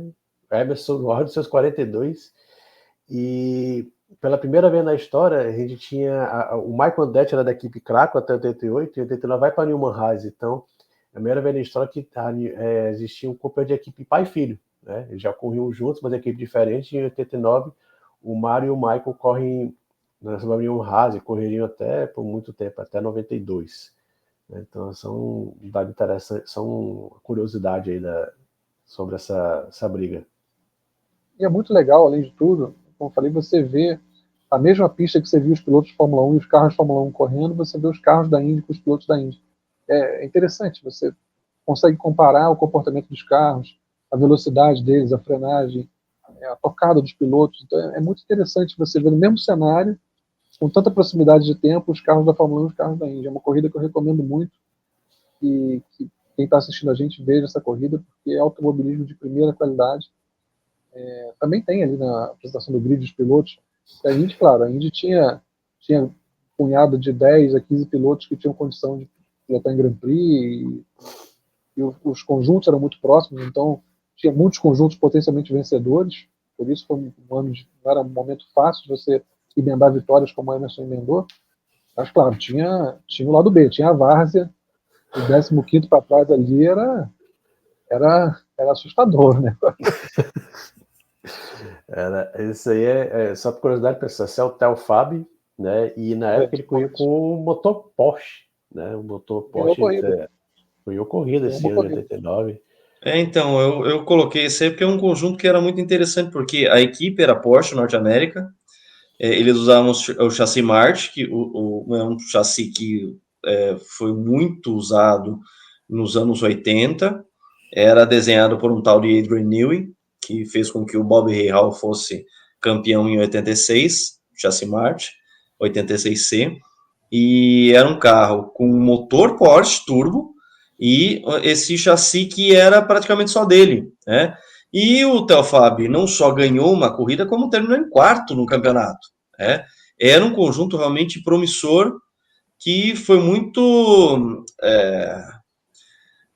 vetado, foi muito inibido em 90, porque estava trazendo ali muitas inovações, como um chassi inteiro de carbono, numa época que os chassis de Indy eram misto entre carbono e alumínio. Foi um projeto que infelizmente não foi para frente, mas que era um carro muito interessante, até era um design interessante, bem diferente do chassi da Lola, o chassi Penske, e o Fabi acabou fazendo uma excelente temporada com esse carro verdinho aí. Se não me engano, foram 11 top 10 para ele. E o Theo Fabi já era, ele, como já falou, né, já tinha sido vice-campeão da Indy, era um piloto com experiência, até 87 estava na Fórmula 1, e ele fez um campeonato bem interessante, né? Agora chama atenção como ele é pequenininho, né, o Theo Fabi? Dentro do cockpit. Imagina a equipe Benetton fazer um carro para ele e para a Berger. O Berger era bem alto. O Berger era bem alto, e o Fábio é pequenininho. Tem uma foto emblemática dos dois andando juntos e a diferença de altura chega a ser engraçada. E a gente percebe que os dois estão andando realmente lado a lado porque os dois estão carregando seus capacetes e os capacetes têm o mesmo tamanho. A gente consegue ver que não tem ali não, eles estão realmente caminhando lado a lado e a diferença de altura era muito nítida e a ponto de realmente ser um desafio você projetar um cockpit para abrigar alguém que tenha mais de 1,85, como era o caso do Berger, e seus 1,60 alguma coisa, que era o caso do Fabi. Enfim, era um desafio a mais para aquela Benetton poderosíssima da temporada de 86. Vale a pena a gente colocar outros conjuntos aqui, a gente já falou do Scott Pruitt. Pruitt, ele faz uma excelente temporada com o motor Judd, porque era a quarta alternativa de motor da Indy naquela época. em que o motor dominante da década de 80, que era o Cosworth DFX, já ficava obsoleto, e surgiu o Chevrolet V8, que era feito pela Ilmor, exatamente aquela mesma Ilmor que depois se associou a Mercedes-Benz, que fez os motores Mercedes-Benz de Fórmula 1, de Fórmula Indy, do título de Mika Häkkinen e muitas coisas mais para frente. E era o conjunto que era esse motor Chevrolet era usado pela Patrick, pela Penske, pela Newman Haas, pela Gales, que era do Al Unser Jr. Aliás, vale a pena a gente pegar a foto aqui do Al Unser Jr. Vou achar uma foto aqui legal dele também que eu separei. O Al Unser Jr. aqui. Aliás, eu peço uma parte para falar dos patrocínios dessa época. Porque a gente tem ali o Pennzoil, que é emblemático, o Valvoline, que é emblemático, podemos falar a própria Marlboro, enfim, eram visuais que eram muito icônicos e a gente lembra disso até hoje. São facilmente identificáveis e hoje em dia, sempre que tem alguma pintura retrô na NASCAR ou mesmo na própria Indy, quando tem alguma questão desse tipo, a gente vê que o pessoal bebe nessas fontes, né? Esses patrocínios dos anos 80 que eram muito presentes nessa época da Indy em si. E cria até mesmo assim uma afeição, né? Uma coisa bem emocional. Apesar das cores, esse carro da Valvoline é belíssimo, né? Muito bonito esse é o carro do Danny Sullivan da Miller Lite. Então, nessa época, a Miller tinha como slogan o High Life, em que ela era toda dourada. Depois ela foi ficar preta, né? Genuine Draft, que era aquela visual preto e amarelo, que foi principalmente com o Bob Rahal. E depois eles lançaram aquela Miller Lite, que era predominantemente branca, com alguns detalhes naquele roxo bem azulado, que eles também usaram bastante nos anos 90. Era muito no carro do Max Papps, né, no final dos anos 90 ali. Esse carro do Danny Sullivan, que era o atual campeão, né, ele tinha sido campeão em 88, ele era... Aqui me pensa que era o Ricky Mears e o Danny Sullivan, tanto que o Danny Sullivan está indo com o carro número 1, era um carro belíssimo. Aqui a gente tem o Scott Pruitt, que eu falei, né, que estava usando o Judd, o Raul Boesel também estava usando o Judd, olha aí o Bob Rahal. O Bob Rahal, o que eu acho muito interessante é o seguinte, era esse visual que ele tinha nos anos 80, ali, aquele final dos anos 80, que assim, ele parecia muito mais velho do que ele era, por causa de... parecia aquelas coisas de brincadeira de infância, que você tinha o óculos, o nariz e o bigode para você se disfarçar de alguém, você andar disfarçado em algum lugar, e você pega esse visual do Bob, ele nem era tão... então, e ele era careca ainda por cima, então ele aparentava uma idade muito maior do que na verdade ele tinha. E ele acabou fazendo uma temporada que nem foi tão proveitosa em 89, porque ele ficou ainda com o motor Cosworth, ele não pegou essa onda, a equipe Krakow, ela não pegou o contrato da Ilmor, então era um motor que também já estava bastante defasado. O Bob acabou fazendo uma temporada aquém do que é o talento dele, ele já tinha sido campeão, mas não conseguiu muitas coisas. Aí só um detalhe, né? O Bob Rahal não faz uma temporada brilhante, mas ele vence uma corrida que seria a última vitória do motor Cosworth da FV na Indy. Ele vence uma corrida só... Só verificar, FX. Só lembrar aonde foi, mas ele vence uma corrida em... Ele vencia... Midlands. Foi até uma corrida que ele estava brigando com o Emerson pela vitória. Os dois chegam a bater, o Emerson dá até uma batidinha no muro de leve, mas a corrida logo depois é interrompida por uma tempestade, cai em Midlands, aí o Bob Rahal vence. Esse carro, só um detalhe, se você estava falando aqui da memória afetiva, esse carro do Bob Rahal é a cara da minha infância, cara. Eu lembro da Fórmula 1, eu lembro desse carro do Bob Rahal, azul e amarelo. E era muito braço também, muito bom piloto. Esse cara da minha infância, esse carro azul e amarelo do Bob Hall. Eu lembro eu assistindo em Quixadá isso daí. Naquele calor aprazível que faz lá. E a gente já tinha esse cabeludão holandês na Fórmula Indy também. Arie Luyendyk. O primeiro holandês voador, né? E para quem fala do Max Verstappen, não. O primeiro holandês voador se chama Arie Luyendyk. Pois é, ele ainda não. Ele ficou famoso pela vitória dele na Indy em 90, quando ele estava patrocinado pela Domino's Pizza. Mas em 89 era este cara aqui que estava com o carro da Doug Shearson Racing, nosso amigo aqui do canal, o Raul Boesel, estava com esse conjunto que era um Lola Judd, né, que era esse motor que era para lá de alternativo.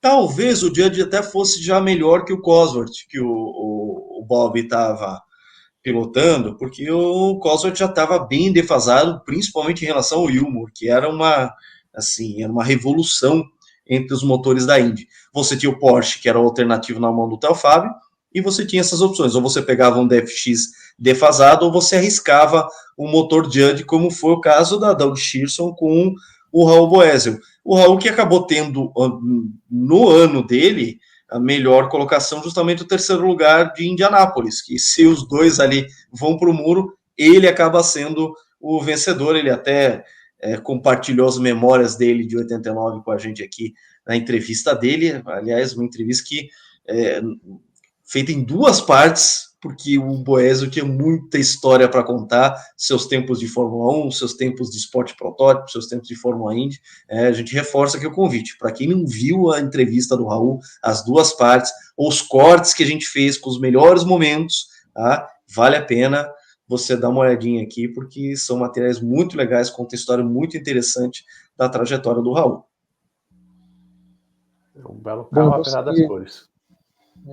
Sim, eu vou seguir um pouco com o campeonato, quer dizer, a gente, como falou, o Emerson teve essa vitória fortíssima em Detroit, já tinha dominado Milwaukee, tinha vencido Indianápolis, a cabeça dele estava claro que era um ano para ser campeão. E aí ele emenda 2 vitórias em Portland e Cleveland, pois é. São 2 pistas, olha só, também o cardápio das pistas da Indy era bem diversificado, né? Portland é uma pista também com muita personalidade, Cleveland, então, aeroporto, né? Enfim. O aeroporto era muito legal aquela pista. Tenho saudade da prova em Cleveland, bate saudade, né? A gente tem hoje um calendário de Indy que puxa muito dessas pistas tradicionais aí de 30 e poucos anos atrás, mas a de Cleveland, infelizmente, fica de fora, e era uma prova muito interessante. Se não me engano, Lucas, se não me engano, acho que o aeroporto parece que ele tá fechado. Ou vai ser fechado, uma coisa assim. Por isso que também não acho que ninguém pensa de repente, uma inviabilidade já de engenharia de fazer, enfim. Mas uma prova que não pôde ser resgatada. E tinha personalidade. Você vê que o Gil, por exemplo, andava muito bem lá. Tinha características que premiavam certo tipo de piloto. Né? Moreno teve uma vitória emblemática lá, o próprio pega do Emerson com o Mansell também, que é famoso. Aquilo foi incrível também. Ali foi... O Emerson emendou essas 3 vitórias, e podia ter sido 5 em sequência, se ele não bate com o retardatário. Na verdade, ele bateu com o retardatário em Milwaukee, ainda voltou na liderança, depois do boxe, só que a suspensão traseira, ele dominou tanto a prova que mesmo batendo e parando no boxe, ele dá volta na liderança. Só que a suspensão traseira depois quebra e o Dias acaba vencendo a prova. Então ele podia ter facilmente emendado 5 vitórias seguidas aí. E aí ele hipotecou o campeonato para ele. E o maior detalhe é que depois dessas 3 vitórias seguidas, ele chega 2 vezes segundo, né? Em Midland, essa coisa que a gente falou agora da vitória do Bob Hall, e também chega em segundo em Toronto. Mas não só isso, João, porque depois de emendar essas 3 vitórias, ele faz 4 poles nas próximas 4 corridas. Ele faz 4 poles seguidas. Ele faz a pole em Midlands, faz a pole em Toronto, faz a pole em Michigan e faz a pole em Pocono. Ou seja, ele está fazendo pole em misto e fazendo pole em oval. Em trioval, ele estava fazendo pole em tudo quanto é lugar. O Emerson estava... Não dá para você dizer que ele estava esperando ninguém quebrar. Ele estava fazendo a parte dele para vencer tudo. E ele consegue essas 2 segundas colocações, em Midlands e Toronto. E tem os problemas que eu falei no início do programa, em Michigan, que andou muito bem, tá? Andou muito bem ao longo do ano, em geral. A pontuação não reflete bem o desempenho dele, mas é aquilo, você tem que levar o carro até o fim também. E tem um refino mecânico. E tem acho que a vitória, acho que é em Portland, que o Michael estava brigando com o Emerson, e no último pit stop o Michael atrapalhou pelo Barodretti, pelo pai dele, no último pit stop. Aí o Emerson vence. Teve dessas circunstâncias aí.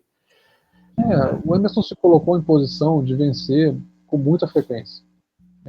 Você tem um componente na Indy nessa época, já tinha um componente casual muito grande. Por isso que é difícil emendar 3 vitórias seguidas, porque tem as bandeiras amarelas, tinha uma fluidez maior de posicionamento ao longo da corrida.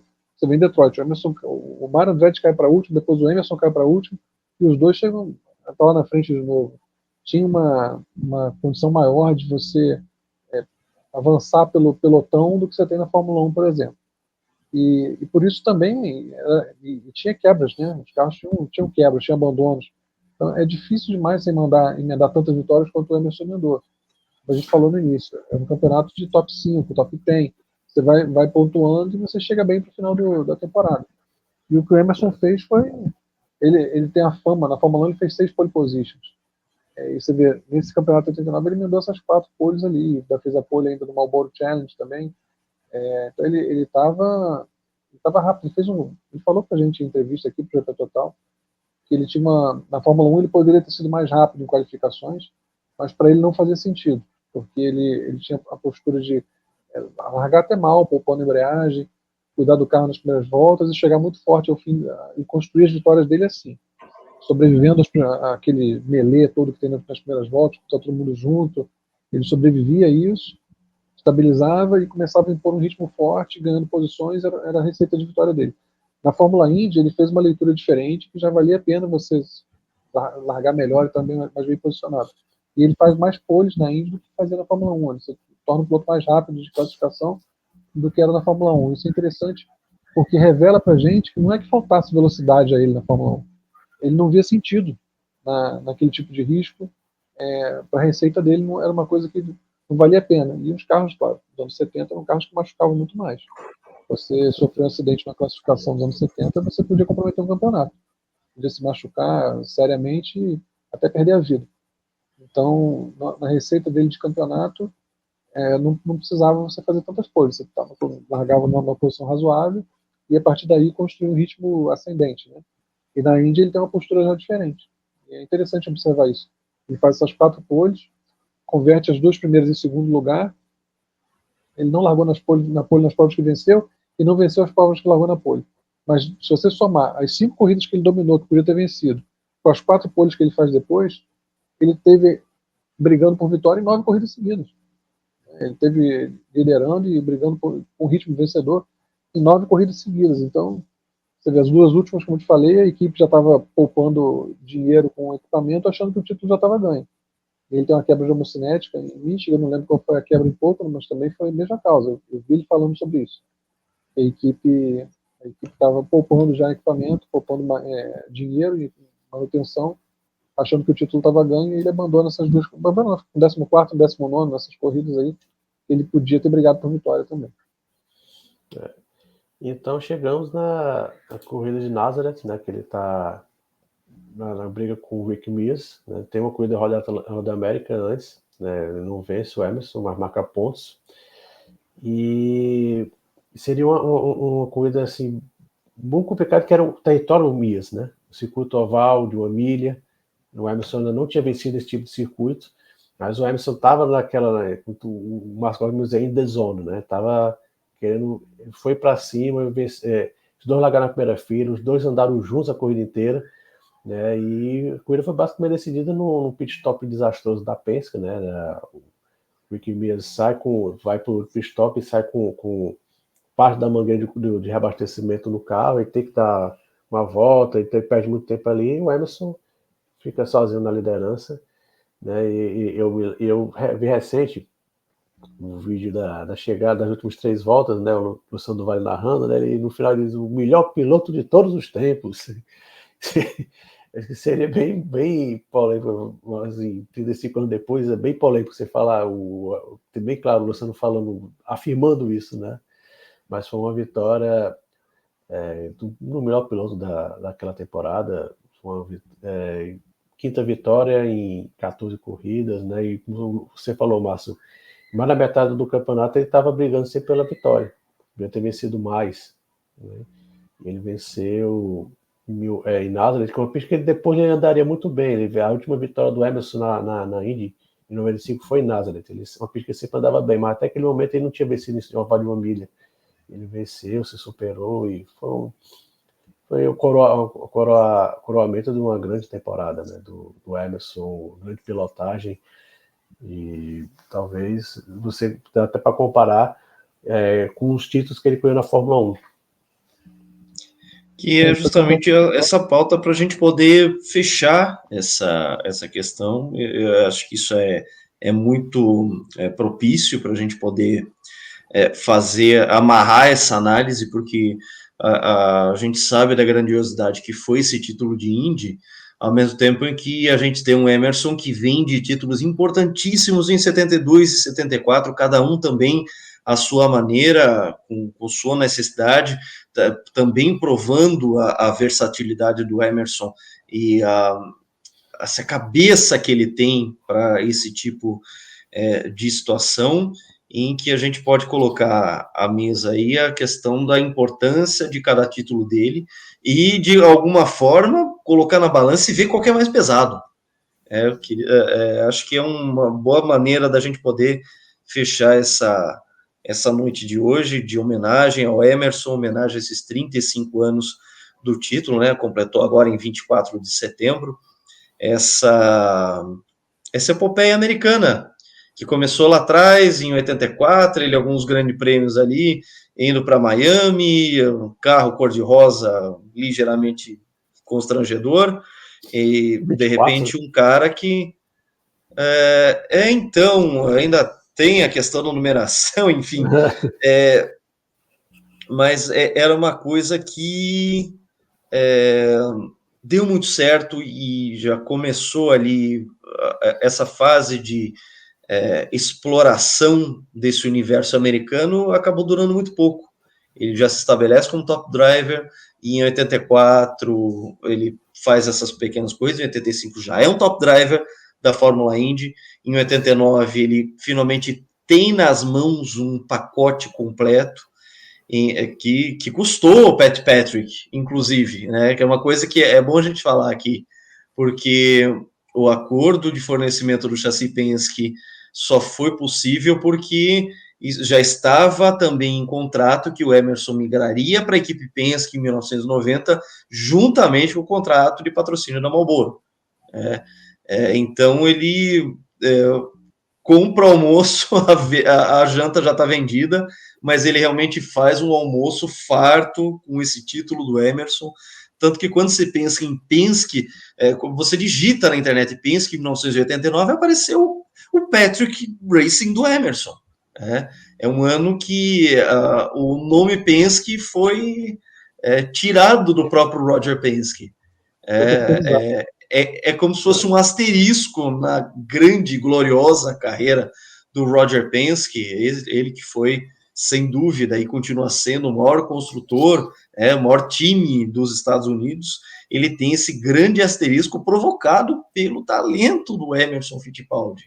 Quando se pensa em 1989 em Penske, se pensa em Emerson Fittipaldi, não em equipe Penske. O Danny Sullivan foi derrotado, o Rick Mears foi derrotado, o Roger Penske foi derrotado.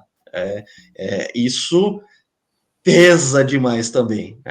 Então a gente tem esse título de 72, que é uma coisa incrível, um brasileiro, um terceiro mundista na melhor equipe até então, com um carro preto e dourado, inaugura uma era vitoriosa no Brasil, de títulos, com um carro que até hoje é emblemático da Fórmula 1, que é o Lotus 72, conquista um título incrível, de uma temporada incrível em 1974, com uma concorrência ainda mais poderosa. Em 72, basicamente foi uma luta contra o Jack Stewart, o que não é pouco. A gente está falando do Jack Stewart, e da Tyrrell, de uma época que era um conjunto poderosíssimo. Mas você tinha em 74 uma temporada muito diversa, talvez uma das melhores. Eu sempre coloco 1974 num top 5 de todas as temporadas da Fórmula 1. Tá? Inclusive, chegando ali top 3, só não é number 1 porque 86 continua sendo a maior e a melhor em vários critérios que eu consigo enxergar. Mas você tem uma temporada que foi incrível, em que você tinha uma grande concorrência de várias equipes, vários pilotos icônicos tentando provar essa pós-era Stewart, porque o Stewart tinha se aposentado.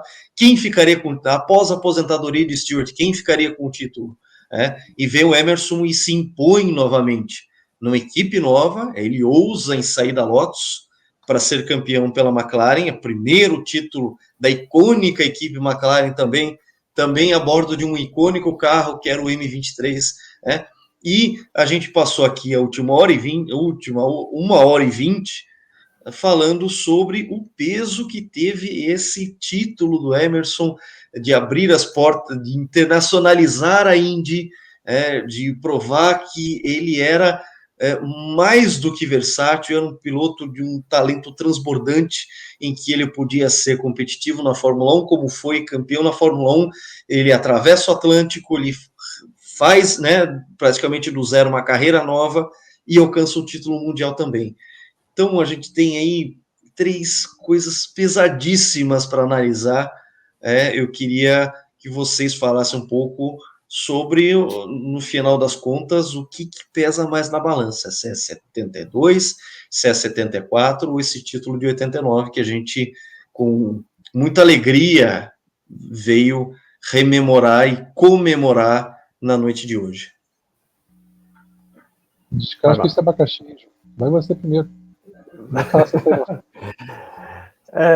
eu acho que os 3 títulos do Emerson têm seu grau de importância, né? O 72 foi o primeiro título.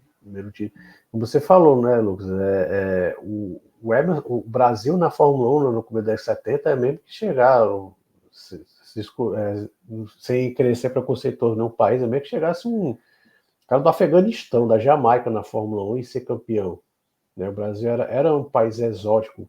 Em 72, o Emerson botou o Brasil no mapa da Fórmula 1, né, iniciando 20 anos maravilhosos. Né? Era que para os Estados Unidos ia chegar um homem à Lua, era a gente chegar à Fórmula 1 e ser campeão. Isso, a proporção, em termos de impacto ao povo, era parecido, né? Guarda-se, claro, as devidas proporções, mas era mais ou menos isso. Era um feito extraordinário. Em que de repente o talento brasileiro vai lá e passa por cima de tudo. É que se passar 50 anos, a pessoa esquece desse detalhe. O Brasil ser campeão era muito exótico. O Brasil era um país exótico no mundo da Fórmula 1. Uma Fórmula 1 era muito eurocentrista. Só se olhava para a Europa, um pouquinho os Estados Unidos. Então o Brasil era um país muito exótico. Então teve a primeira vitória, foi muito marcante, né? Com certeza, abriu várias portas. Você falou tanto de 87 a 91, mas na verdade começou em 72. Lá em 72 começou essa sequência absurda de 8 títulos em 20 anos, fora os vice-campeonatos. Né? 74 foi um campeonato, o Lucas falou, maravilhoso. Pouca gente lembra, acho que é um campeonato bem subestimado. É um campeonato, sim, de altíssimo nível. O Niki Lauda surgindo, a Ferrari muito forte, Niki Lauda surgindo. A Tyrrell ainda estava muito forte com o George Scheckter, tinha Carlos Reutemann Brabham, tinha muita gente boa ali. Né? E o Emerson foi capaz de vencer essa galera toda, né? Na última corrida. Eu tenho até um corte recente sobre aquela final de 74. Já 89 mostra a versatilidade do Emerson. O Márcio falou que o Emerson ele foi bicampeão de Fórmula 1 na década de 70, se adaptando ao que a Fórmula 1 lhe oferecia na época. Eu podia me machucar, então às vezes eu tenho que me resguardar, eu tenho que pensar mais na corrida do que na classificação. Foram apenas 6 pódios na carreira inteira, 144 corridas, 6 pódios apenas, né? E na Fórmula 1 ele se reinventou, então ele foi um piloto de mais velocidade, ele foi o mais veloz em 89, né? Coroando, 89 foi mais veloz, foi um piloto que, né, marcou 4 poles seguidas. Então tem todos esses meandros, né? E acho que 89 eu não vou fazer aqui a disfarçatez de comparar os grids de 74 e 72 com 89. A Fórmula 1 tem um nível acima da Indy, sempre teve, provavelmente sempre terá. Mas se você olhar a qualidade do grid de 89, o Lucas passou vários carros aqui, além da beleza dos carros, tinha um grandíssimos pilotos. A gente destacou o Rick Mies, Bob Rahal, Mario Andretti, Michael Andretti, Alonso Júnior.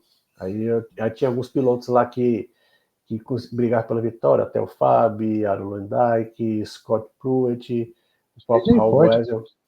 O Vede Forte ainda corria, principalmente em Indianápolis, né? O Gary Bettenhausen também corria. Então, o Alonso Sênior corria, ele fez algumas corridas em 89, Tom Sliver. Então, a qualidade do grid de 89 é assim, como a gente falou aqui, tinham alguns pilotos que poderiam fazer uma carreira decente na Fórmula 1 tranquilamente, entendeu? Então, e tem toda essa questão da importância da internacionalização da Indy. Isso aí foi bastante marcante.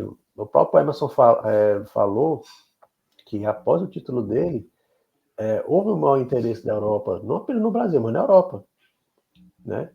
De imprensa, de mídia. Isso, lógico, atraiu vários pilotos. Nigel Mansell, 3 anos depois, saiu da Fórmula 1 como campeão mundial, foi para a Fórmula Indy. Isso não foi à toa. Isso tem muito a ver com o título do Emerson em 89. E o Emerson se reinventou. Ele se reinventou. Era o piloto da Lotus e da McLaren de 70. Ele foi um piloto diferente. Então só mostra a versatilidade, como o Emerson Fittipaldi é um piloto genial.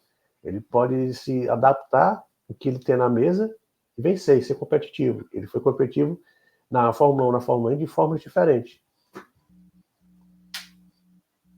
Eu concordo com o João, concordo com o Lucas. Assim, eu penso que você ganhar 2 títulos da Fórmula 1 e ganhar um na Indy é maior do que você ganhar 3 títulos em qualquer um dos dois. Porque tem uma componente de versatilidade aí e que mostra que não é casual, não é uma sequência, não é uma, como a gente já falou aqui várias vezes, o Max Verstappen tem 3 títulos mundiais, tá bom, mas é uma sequência de 3 títulos, né? Se bem que no caso dele teve uma mudança de regulamento no meio. Mas você tem campeonatos que são sequências do mesmo regulamento atualmente, uma hegemonia, e que você construiu um pacote vencedor, foi o caso do Vettel, por exemplo, não estou desmerecendo, mas você construiu um pacote vencedor que rendeu 4 títulos mundiais. A gente já falou que o Nelson teve que construir 3 vezes um pacote vencedor para ganhar Campeonato do Mundo. O Emerson é uma situação parecida. Né? Em 72 ele tinha só 25 anos de idade e já era muito maduro, muito maduro. A concorrência talvez mais forte fosse o Stewart com a Tyrrell, tinha ali o X com a Ferrari e alguns que apareciam em algumas provas mais do que outros, mas a gente pode lembrar que o Dave Walker, com o mesmo carro dele, não marcou um ponto. Né? Ele falou pra gente aqui que o Lotus 72 era um puro sangue, um carro que um piloto como esse fala que era um puro sangue, já dá para entender que não era um carro fácil de você tirar todo o desempenho dele. Extrair o desempenho máximo dele. Ele falou, você não precisava mexer tanto no carro de pista para pista, o carro se adaptava a qualquer pista, mas você tinha que saber domar aquela fera. Tinha que saber domar. O puro sangue precisa de alguém que consiga extrair ele, consiga dominar e consiga respeitar. Né? Então, conseguir botar aquele Lotus 72 que nasceu para pneu radial, pneu biscoito, e transformar aquilo num pneu um carro que conseguia render com uma aderência muito maior, de pneu slick, muito mais macio. Ele desenvolveu isso e conseguiu perceber que o carro tinha se tornado muito forte. E, tudo bem, o Stewart em 72 não estava no auge, teve a úlcera, tá? Mas o fato é o seguinte, você olha o desempenho do Emerson em 72, a batalha que ele venceu em Brands Hatch, depois na Áustria, ele atingiu um nível do Stewart no auge. O Emerson de 72 podia ter enfrentado o Stewart de 73. Ele atingiu um nível muito acima dos outros conjuntos e ele tinha condição.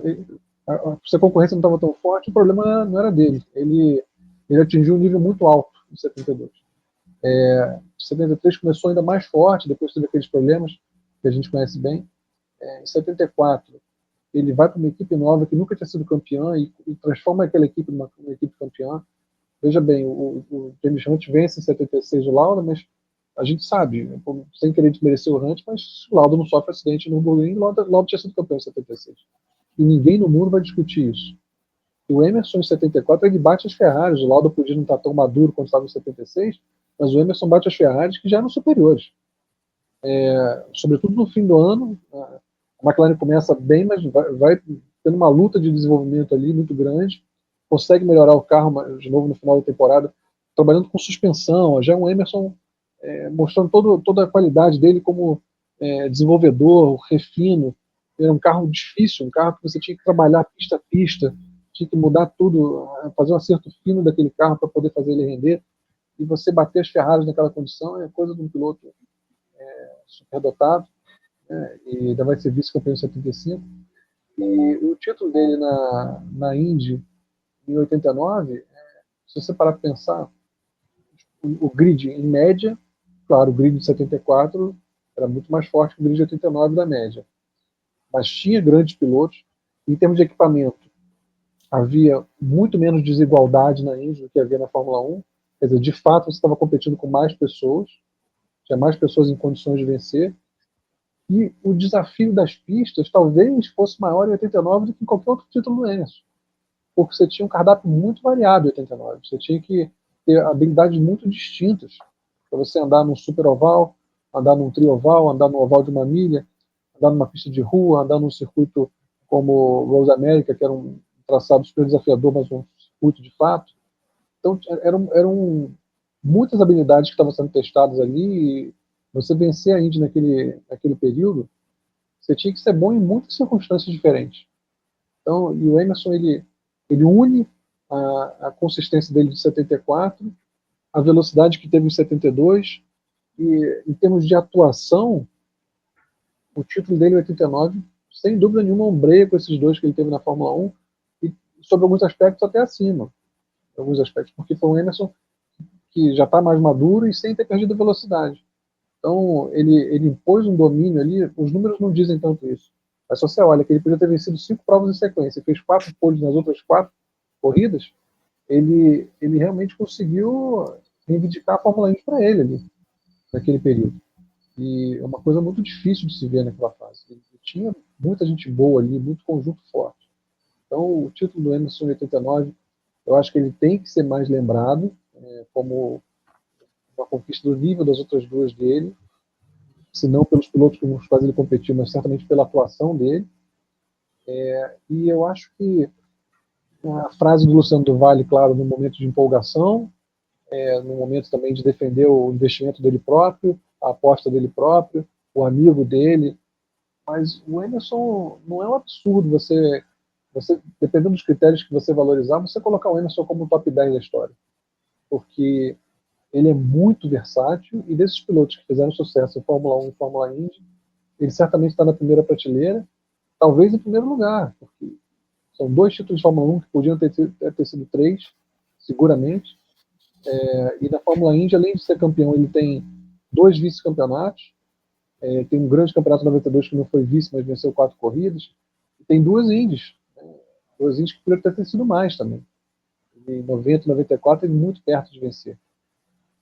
Então, se você olhar com atenção, esse cara é fantástico. Ele é genial, ele é completo, ele sabia controlar as próprias emoções, mas também sabia andar quando precisava andar. Se olhar Detroit, como a gente falou em 89, você vê a tocada de um cara que estava com um ritmo muito forte e o carro redondo na mão.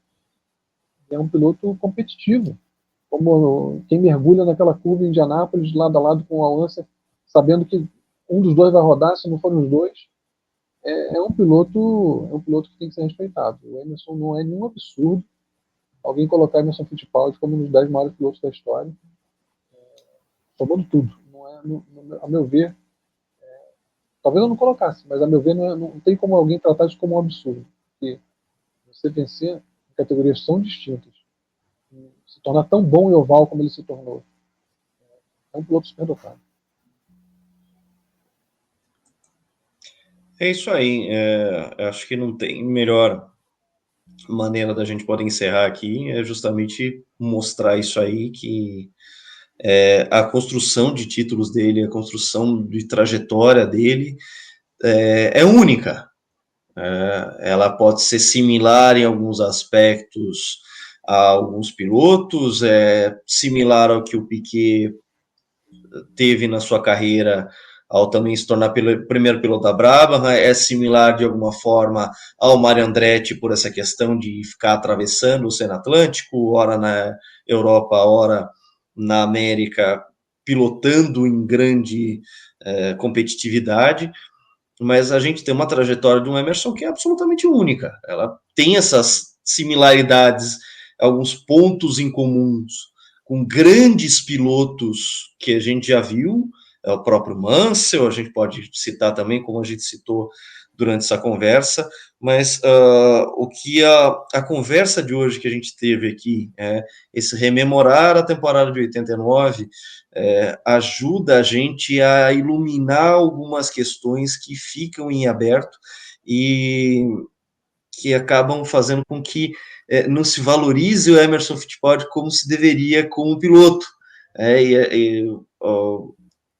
O rememorar que a gente fez aqui teve essa característica de poder mostrar o quão importante foi a trajetória dele na Fórmula 1 e quanto esse título na Indy também foi uma coisa que mudou paradigmas e fez com que a gente tivesse diversas constatações. Claro que o Luciano do Vale, ao dizer que era o maior de todos os tempos, tem essa questão, mas a gente até entende o que ele quis dizer. Ele quis dizer que, olha, o melhor piloto que já foi campeão na Fórmula 1 também foi campeão lá na Indy. Então, isso só pode ser algo de um piloto absolutamente extraordinário.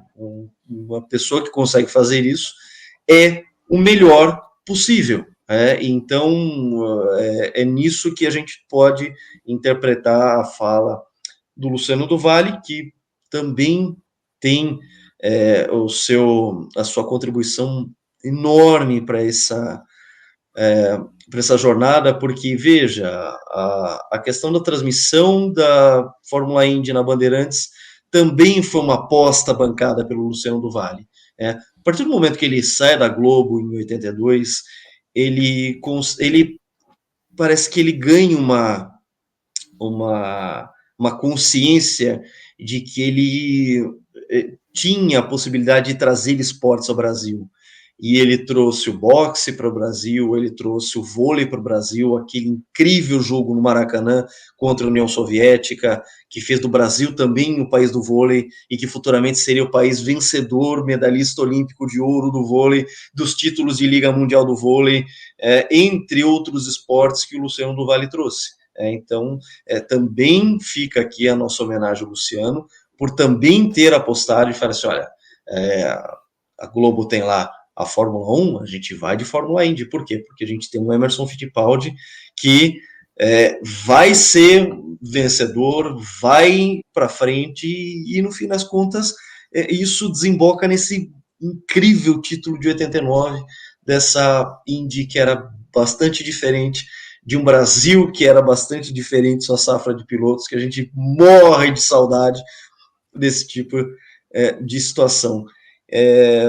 Queria que vocês, vocês quisessem falar em alguma consideração final em cima disso, para a gente poder, depois dessa jornada que a gente teve aqui de 89, eu abro aí para vocês falarem, para vocês fecharem a noite de hoje. Eu vou só lembrar que a gente tinha o Marlboro Challenge nessa época também. Era uma época muito legal para acompanhar a Indy, né? E o Emerson faz apoio para o Marlboro Challenge e também estava ganhando, também teve problemas, mas também estava para vencer lá. Então, e ele já fez Laguna Seca, esse foi Laguna Seca. Então, você vê, olha Laguna Seca, que pista maravilhosa que é Laguna Seca. Eu adoro Laguna Seca. E você ter Road America, Laguna Seca, e ter os ovais curtos, é um campeonato bacana em termos de pista. Tem que ser respeitado. Assim. A gente não pode esquecer que o Emerson foi uma força dominante naquele ano, até o fim, do início ao fim. O João lembrou bem, as duas primeiras provas não, embora ter feito o quinto e o terceiro, mas com o carro do ano anterior. Então, foi realmente um ano um ano de catálogo, um ano de enciclopédia aí do Emerson. Tem que ser lembrado com toda a justiça, e é uma satisfação poder fazer essa homenagem e relembrar isso, porque o Emerson tem uma fama injusta no Brasil. Ele era muito, muito, muito bom, muito especial. Realmente era um piloto que sabia ser campeão. Sabia ser campeão. De qualquer campeonato que ele entrasse, ele ia fazer a leitura, ele ia fazer os contatos, ele ia, em algum momento, juntar as peças e fazer a parte dele. Aquela mergulho de curva com a Lancer, aquilo ali, coisa de um piloto que tem que ser respeitado. O Emerson demonstrou novamente, não tem muito mais o que falar, da sua genialidade, e como vocês falaram, né, a gente lembra o Emerson mais como o desbravador, o cara que abriu as portas, mas a gente às vezes esquece do quão bom ele era, né, e em 89 foi só mais uma demonstração de quão genial o Emerson Fittipaldi era como piloto. Só um grande campeão para abrir essas portas, gente. E com essas considerações a gente encerra aqui mais um encontro no GP Total. Meu muito obrigado, meus queridos amigos de sempre aqui, João Carlos Viana, Márcio Madeira, que me dividiram aqui essa 1h40 de contação de história, relembrança, análise, opinião, que a gente sempre gosta de fazer aqui. Então, se você chegou até aqui, deixe sua curtida, assine o canal, dê uma olhada nos nossos cortes, tem muito material inédito, exclusivo aqui do GP Total sobre todas essas histórias. A gente está aqui fazendo essa pausa, a Fórmula 1 teve essa pausa, a gente aqui nas nossas análises e nas nossas entrevistas especiais, que são também assuntos muito gostosos para a gente poder também criar conteúdo aqui para o canal. Sempre um prazer ter vocês aqui com a gente, que é também entusiasta do esporte a motor. É isso aí, gente. Esse aqui é o GP Total. Grande abraço e até a próxima.